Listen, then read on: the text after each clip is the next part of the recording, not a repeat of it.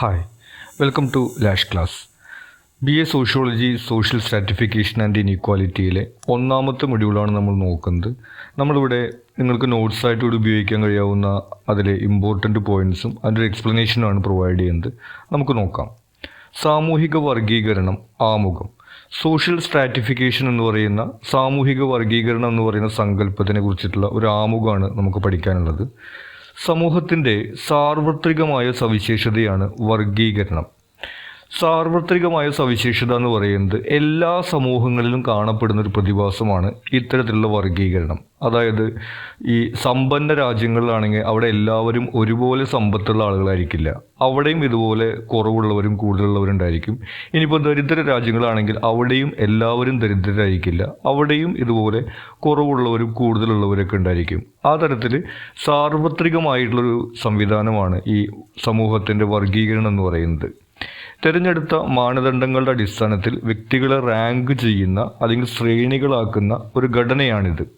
തിരഞ്ഞെടുത്ത മാനദണ്ഡം എന്ന് പറയുന്നത് പ്രധാനമായിട്ടും സമ്പത്ത് തന്നെയാണ് ഒരു മാനദണ്ഡമായിട്ട് വരുന്നത്. അതുപോലെ തന്നെ അധികാരം, പിന്നെ പദവി. അതായത് ചില ആളുകൾക്ക് ചില ജോലി ചെയ്യുന്നവർക്ക് കൂടുതൽ പദവിയൊക്കെ സമൂഹത്തിൽ ലഭിക്കും, അല്ലെങ്കിൽ അന്തസ്സ് ലഭിക്കും. ചില ജോലി ചെയ്യുന്നവർ സമൂഹം വില കുറച്ച് കാണും.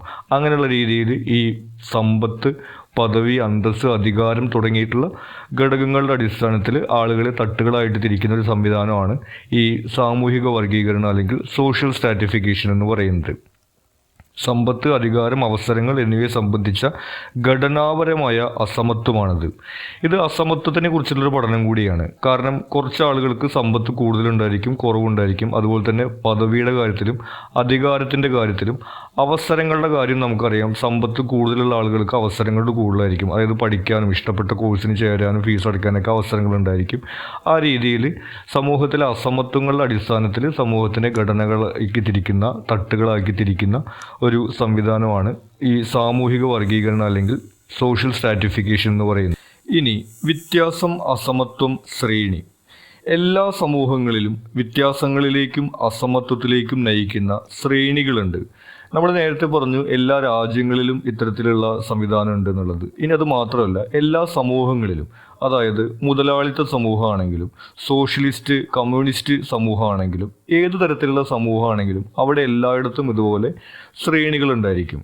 അപ്പോൾ മുതലാളിത്ത സമൂഹത്തെക്കുറിച്ച് നമുക്ക് കൂടുതൽ പറയേണ്ടതില്ല. നമ്മൾ ജീവിക്കുന്നത് അത്തരത്തിലൊരു സമൂഹമായത് കാരണം കൊണ്ട് അസമത്വങ്ങളുള്ളത് നമുക്ക് അറിയാവുന്നതാണ്.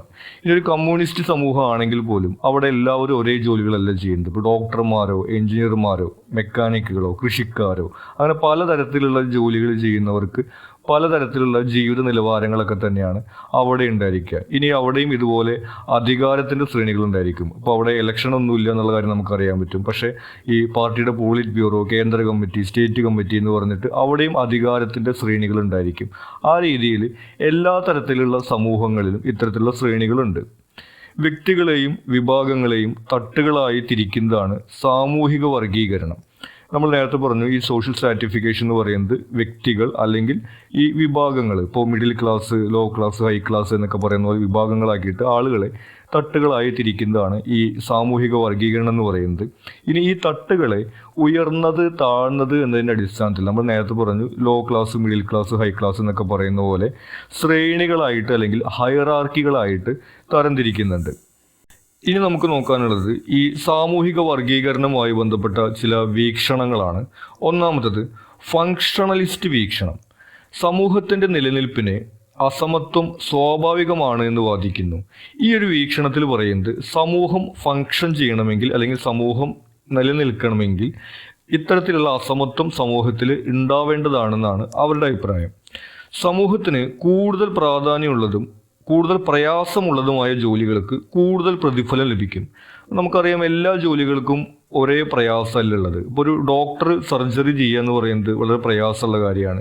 ഇനി അതല്ലെങ്കിൽ ഒരു റോക്കറ്റ് വിക്ഷേപിക്കുന്ന ഈ ശാസ്ത്രജ്ഞന്മാർ അവർ ചെയ്യുന്ന ജോലികൾ, ഇനി കൃഷിക്കാർ ചെയ്യുന്നത്, അല്ലെങ്കിൽ ഈ കച്ചവടക്കാർ ചെയ്യുന്നത്, മെക്കാനിക്കുകൾ ചെയ്യുന്നത്, ഇലക്ട്രീഷ്യന്മാർ ചെയ്യുന്നത്, ഓരോ ജോലികൾക്കും വ്യത്യസ്തമായിട്ടുള്ള പ്രയാസങ്ങളാണുള്ളത്. ആ ജോലി ചെയ്യുന്ന അവസ്ഥയിലേക്ക് എത്താൻ വേണ്ടിയിട്ട് പഠിക്കേണ്ട കാര്യങ്ങളും വ്യത്യസ്തമായിട്ടാണ് വരുന്നത്.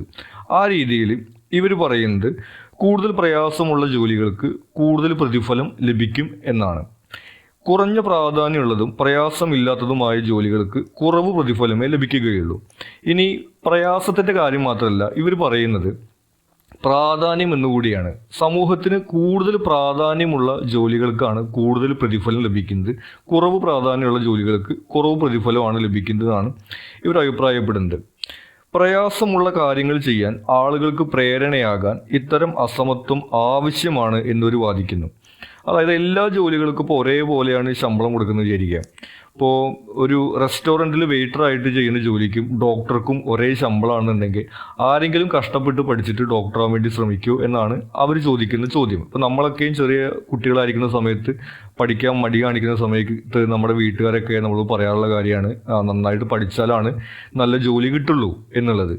അപ്പോൾ എല്ലാ ജോലിക്കും ഒരേപോലെയുള്ള വേതനമാണെങ്കിൽ പിന്നെ ആരും പഠിക്കാനും നല്ല ജോലി ചെയ്യാനും തയ്യാറാവില്ല. അപ്പോൾ സമൂഹത്തിന് ആവശ്യമായിട്ടുള്ള ഇത്തരം കാര്യങ്ങൾ ചെയ്യാൻ ആളുണ്ടാവില്ല. അത് കാരണം കൊണ്ട് ഇങ്ങനൊരു അസമത്വം ഉണ്ടെങ്കിലാണ് ആളുകൾക്ക് ഇങ്ങനെ പ്രയാസപ്പെട്ട കാര്യങ്ങൾ ചെയ്യാനുള്ളൊരു പ്രേരണ ഉണ്ടായിരിക്കുള്ളൂ, മോട്ടിവേഷൻ ഉണ്ടായിരിക്കുള്ളൂ എന്നാണ് ഇവരുടെ ഈ ഒരു വാദത്തിൽ പറയുന്നത്. അത് കാരണം കൊണ്ട് സമൂഹം ഇങ്ങനെ പ്രവർത്തിച്ചു പോകുന്നതിന് ഇത്തരം അസമത്വം വേണമെന്നാണ് ഫങ്ഷണലിസ്റ്റ് വീക്ഷണത്തിൽ പറയുന്നത്. അടുത്ത വീക്ഷണം വെബറുടേതാണ്. അദ്ദേഹം അധികാരം, അന്തസ്സ്, സമ്പത്ത് എന്നിവയുടെ അടിസ്ഥാനത്തിൽ സമൂഹത്തെ വർഗീകരിക്കുന്നു. സമൂഹത്തെ വർഗീകരിക്കുന്നത് 3 തരത്തിലാണ് അദ്ദേഹം. അതായത് സമ്പത്തിനെ മാത്രം അടിസ്ഥാനപ്പെടുത്തിയിട്ടല്ല, അന്തസ്സ്. ഇപ്പോൾ ചില ജോലികൾക്ക് കൂടുതൽ അന്തസ്സുണ്ട്, ചില ജോലികൾക്ക് ആളുകൾക്കൊരു വില ഉണ്ടാവില്ല എന്ന് നമ്മൾ പറഞ്ഞല്ലോ. അതുപോലെ തന്നെ കൂടുതൽ പഠിച്ചവർക്ക്, അതല്ലെങ്കിൽ ഇപ്പോൾ നമ്മുടെ സമൂഹത്തിലൊക്കെ ആണെങ്കിൽ ഇപ്പോൾ ജാതിയുടെ പേരിലോ അല്ലെങ്കിൽ ഇതുപോലെ അവരുടെ വീട്ടുകാർക്ക് സമ്പത്തുണ്ടോ അല്ലെങ്കിൽ അവരുടെ കുടുംബ പേരെന്താണ് തുടങ്ങിയിട്ടുള്ള കാര്യങ്ങളൊക്കെ പല കാരണങ്ങൾ കൊണ്ട് അന്തസ്സ് ഉണ്ടായിരിക്കാം. അങ്ങനെ അതിൻ്റെ പേരിലും അതുപോലെ അധികാരത്തിൻ്റെ പേരിലും കൂടി ഈ വെബർ സമൂഹത്തെ പല തട്ടുകളായിട്ട് വേർതിരിക്കുന്നുണ്ട്.